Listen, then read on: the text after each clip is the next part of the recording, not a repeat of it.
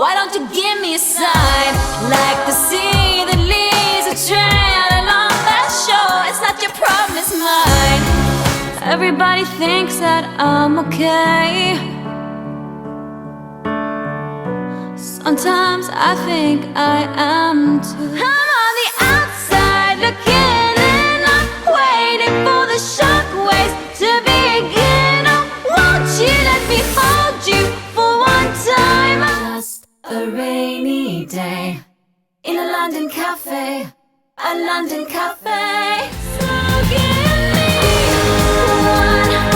one last serenade.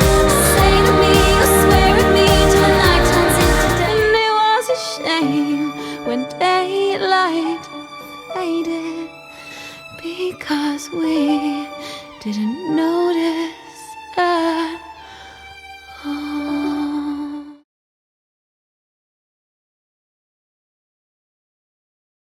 Hello, I'm Sophia Jessica, and welcome to the Fan Carpet. Hi, we are here with James. If you'd like to introduce yourself, James, and your film at this festival. Yes, of course. My name is James Alexander Allen. I'm a screenwriter and director, and I'm bringing 2 meters to the London Rolling Film Festival. And what inspired you? Oh, actually, this is a bit of an obvious question, but I'd say, what was your main few inspirations for creating this film? It was, if memory serves, I'd spoken with a friend of mine about entering the GFI Film Challenge with a simple lockdown-related idea. And I pitched this one to her, which she rejected, but I thought, well, I'm having that anyway. I came up with the idea for this one where it was during the first lockdown when all we were allowed to do outside was go on one walk a day. And my walking route took me over a railway bridge that was quite narrow, and there was always a little moment of tension going up one side of the bridge, because if someone else was coming the other side, we couldn't safely pass.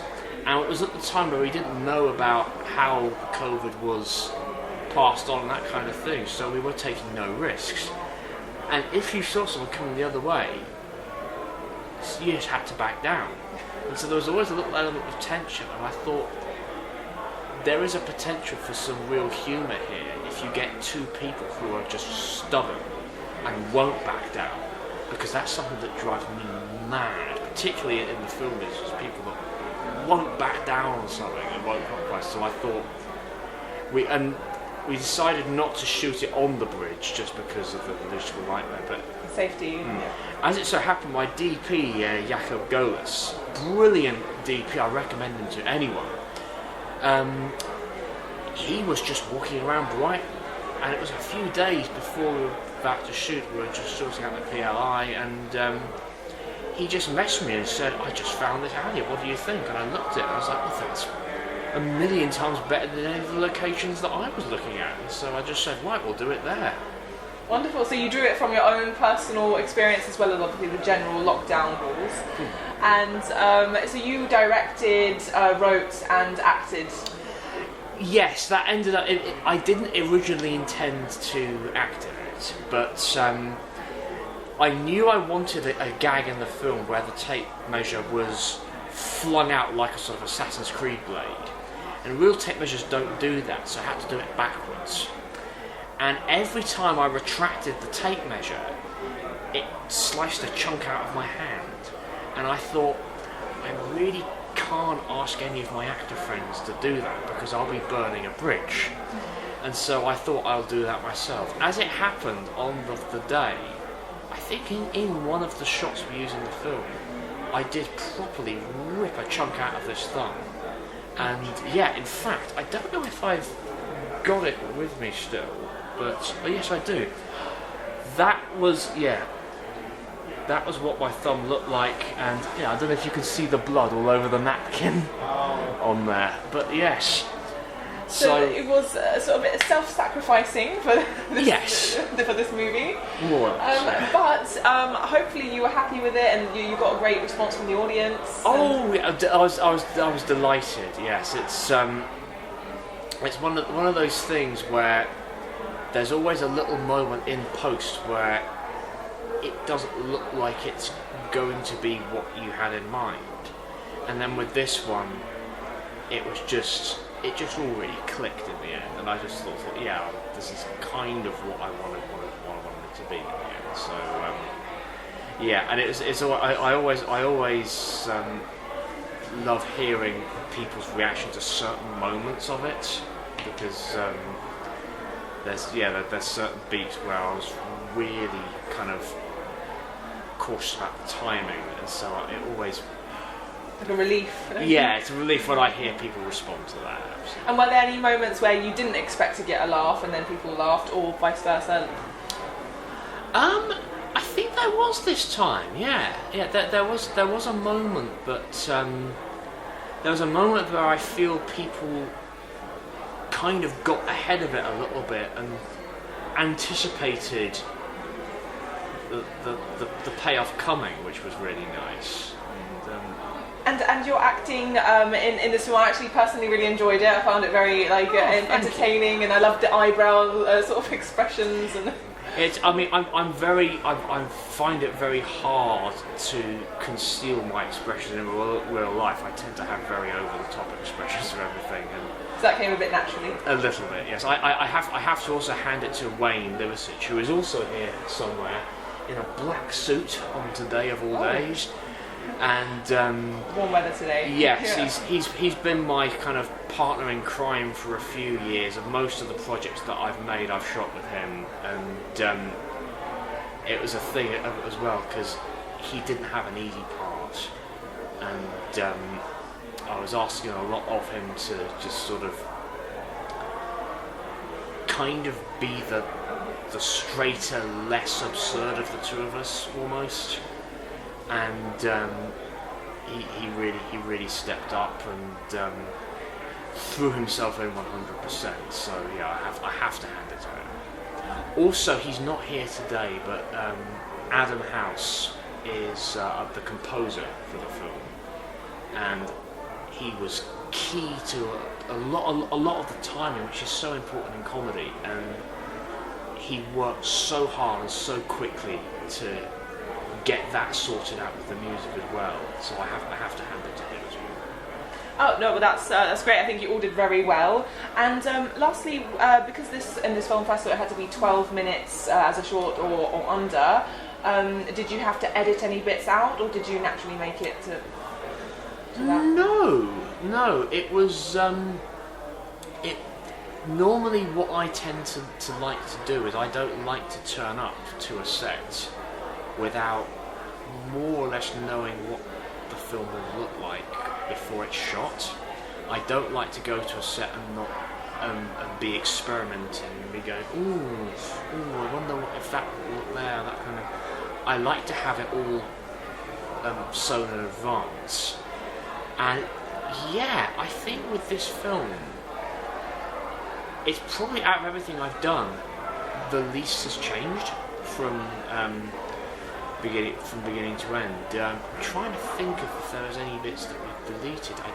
The only thing that I can think of is the third performer in it, Dan, who doesn't have the mask, did have a mask in some takes, and it was a big continuity snafu, and we had to try and figure out which takes we could use for continuity. But I don't really think we lost anything from that in the end. I think we were just extremely fortunate in not having to cut anything. And did you do sort of research about film festivals and sort of the limits of how long they're supposed to be before writing the film? No, I always knew I wanted it at about 5 minutes. Right. This one, because it was a thing of it had. But bear in mind that initially I planned to shoot it for a challenge, which the editing is always a big stress on that. And so I wanted something that I could shoot in a day. And if you're going above 5 minutes, it's less likely you're going to shoot in a day. But yeah, I mean the film I did before this was 52 seconds, so It's a step I up do. from the Yeah, last I've never been short of brevity in that regard. Well, thank you very much. We enjoyed your film, and we hope you continue to enjoy your evening. Thank you for having us here. It's been a real privilege to attend this festival. It really has. Great, and if you have anything you'd like to tell the audience about your film, or a message to Alida, the film festival organizer?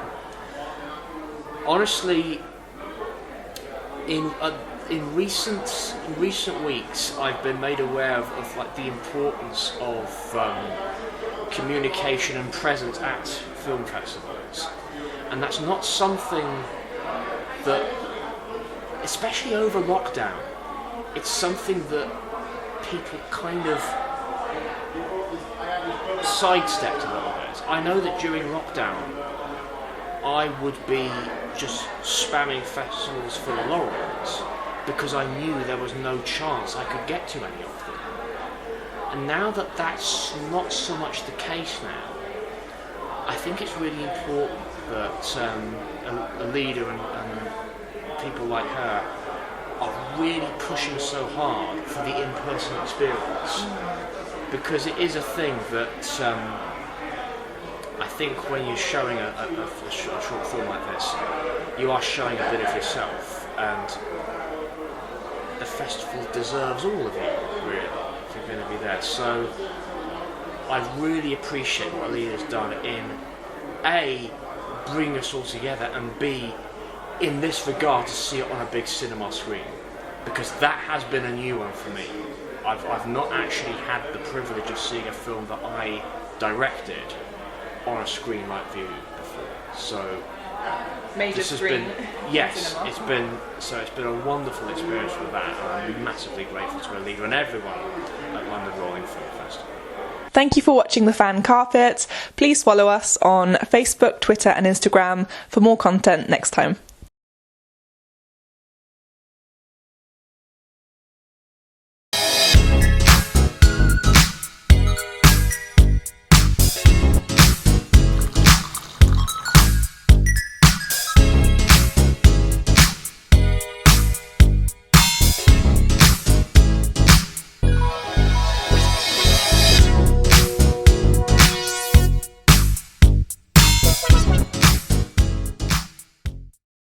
I'm here on the largest of the Balearic Islands, Mallorca.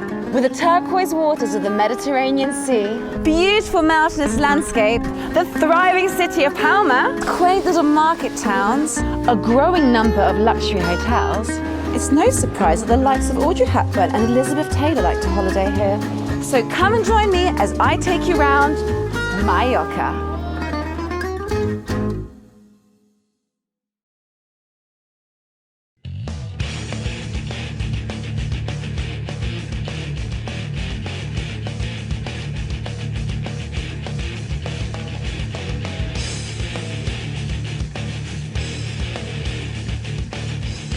Thank you for watching The Fan Carpet. If you like this video, be sure to click that thumbs up button at the bottom of your screen. And also be sure to subscribe to the Fan Carpet YouTube channels. They're absolutely free and so much fun too. Be sure to check out the official website, thefancarpet.com. Also, you can follow us on Facebook, Twitter, and Instagram to stay up to date with reviews, competitions, the latest news, and so much more.